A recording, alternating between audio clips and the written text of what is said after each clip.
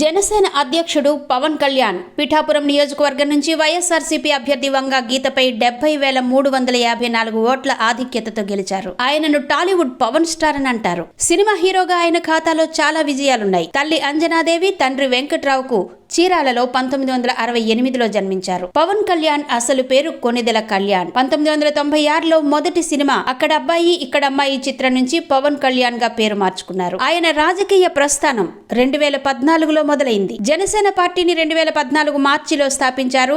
ఆ ఎన్నికల్లో జనసేన పోటీ చేయలేదు. 2019 ఎన్నికల్లో 137 సీట్లలో పోటీ చేయగా కేవలం ఒకే ఒక్క సీటు మాత్రమే గెలుచుకుంది. ఆ ఎన్నికల్లో పవన్ కళ్యాణ్ గాజువాక, భీమవరం 2 నియోజకవర్గాల నుంచి పోటీ చేయగా 2 చోట్ల ఓడిపోయారు.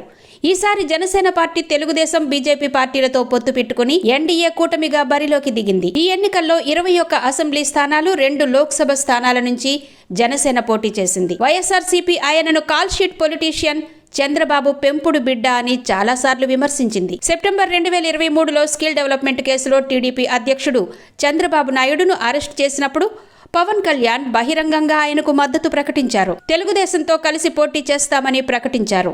పవన్ కి రాజకీయ అనుభవం తక్కువ, సినిమా డైలాగులు చెప్పడం ఎక్కువ అని చాలా మంది విమర్శించారు. ఈయన సినీ నటుడు మెగాస్టార్ చిరంజీవి తమ్ముడు.